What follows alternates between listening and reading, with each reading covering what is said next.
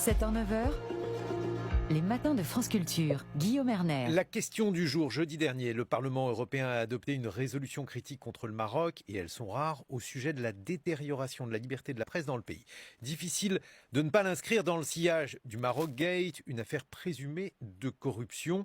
Cette affaire pourrait-elle remettre en question les relations, les pratiques diplomatiques entre l'Union européenne, ses États membres et le Maroc? Bonjour Asni Abidi. Bonjour Guillaume Erner. Vous êtes politologue spécialiste du monde arabe, enseignant au Global Studies Institute de Genève. Il faut tout d'abord nous rappeler ce qu'est le Maroc Gate, parce que souvent, on le retient moins que le Qatar Gate. Oui, c'est vrai, le Maroc Gate est une affaire dans une affaire, dans une autre affaire qui est plus importante, plus médiatisée, celle du Qatar Gate, c'est-à-dire que l'influence et le lobbying important à coût de millions exercés sur des parlementaires pour faire taire toute critique au sein du Parlement européen contre l'organisation de la Coupe du Monde au Qatar et surtout contre toute condamnation des conditions de travail pour la main-d'œuvre étrangère. Le Maroc Gate, c'est une affaire qui vient après, qui est beaucoup plus substantielle, beaucoup plus importante, et les enjeux sont énormes puisqu'elle lie deux États l'Union européenne, les membres de l'Union européenne et le Maroc, donc deux pays, deux institutions amies. Et alors qu'est-ce qui se serait passé? Qu'est-ce que le Maroc aurait cherché à faire? Il faut savoir que 5 services de renseignement, 5 États étaient derrière cette enquête. Ce n'est pas rien et ce n'est pas fini. Et c'est la justice belge finalement qui s'empare de cette question puisque le Parlement européen n'a pas pu faire et mener cette enquête. Alors, dans une affaire de corruption, il y a un corrupteur, donc là en l'occurrence c'est le Maroc, et puis des corrompus, qui seraient-ils? Des membres du Parlement européen, et hélas devenu un ex-membre, c'est Pietro Antonio Panzeri, qui était un membre influent au Parlement européen, puisqu'il a été élu trois fois, et une fois, bien sûr, sorti du Parlement européen, il a fondé une association très importante, soutenue par le Parlement européen financièrement, par la Commission européenne financièrement, c'est Fight Impunity, c'est-à-dire contre l'impunité. Ce qui est un peu ironique, on peut le souligner en passant. Bien sûr, et c'est ainsi, évidemment, bénéficiant de son réseau très important avec les membres du Parlement européen, il a fondé ce réseau important pour faire barrage à toute condamnation, à toute critique à l'encontre du Maroc. Alors, toute critique, ça veut dire que le Maroc cherchait à peser sur l'Union européenne pour empocher quoi, et pour faire du lobbying sur quel sujet, Asni Abidi? Bruxelles, c'est le cœur du pouvoir. Le Parlement européen, c'est le contre-pouvoir de l'Union européenne. Et le Maroc a visé à construire une stratégie bien ficelée.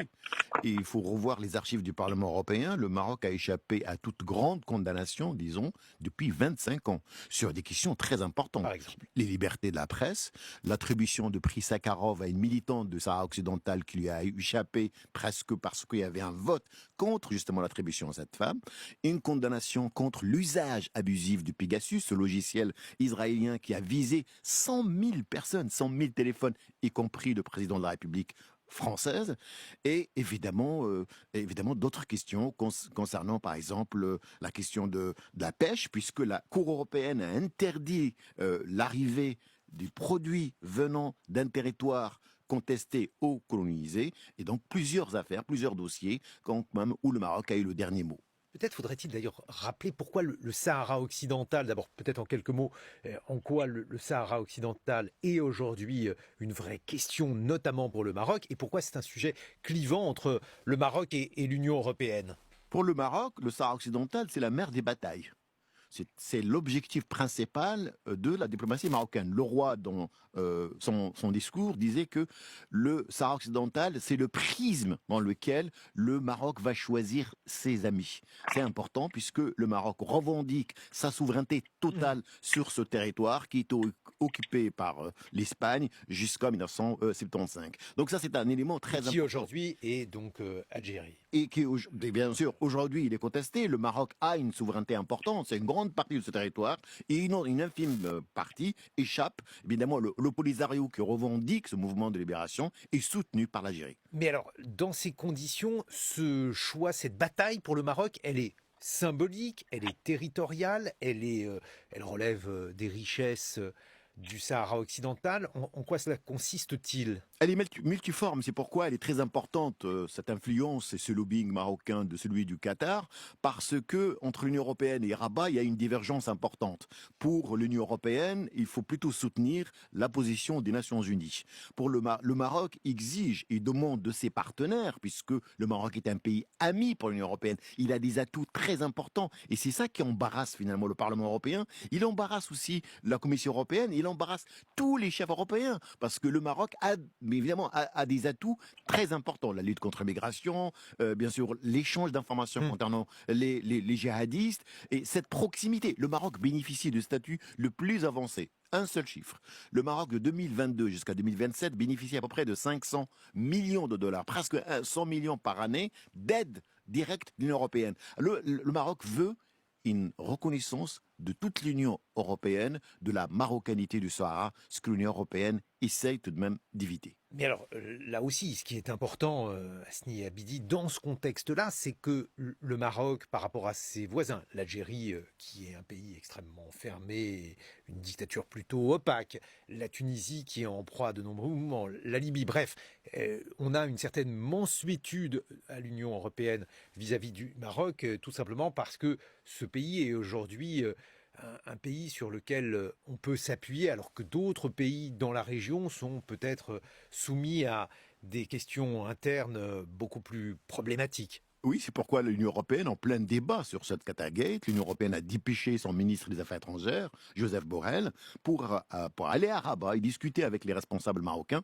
Dont le ministre des Affaires étrangères, il est rassuré que rien ne pourrait finalement influencer sur le bon déroulement des relations diplomatiques entre le Maroc et l'Union européenne. C'est l'embarras total au sein de l'Union européenne et surtout les pays européens du Sud qui veulent et qui tiennent à entretenir d'excellentes relations avec le voisin pour eux, le voisin le plus stable, le plus fiable et surtout depuis la conclusion des accords d'Abraham entre le Maroc et Israël. Le rapport entre le Maroc et l'Union européenne aujourd'hui est-il susceptible d'évoluer rapidement? Quelles sont les prochaines étapes à attendre, Hasni Abidi? Les prochaines étapes, c'est l'indicateur important, objectif, c'est de la visite ou le report de la visite du président français à Rabat. Il est très attendu pour, bien sûr, un petit peu faire un équilibre puisqu'il a visité Alger et les Marocains attendent de cette visite.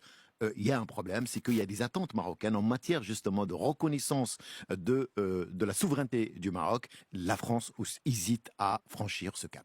Merci beaucoup, Hasni Abidi. Je rappelle que vous êtes politologue, spécialiste du monde arabe. Vous enseignez au Global Studies Institute de Genève.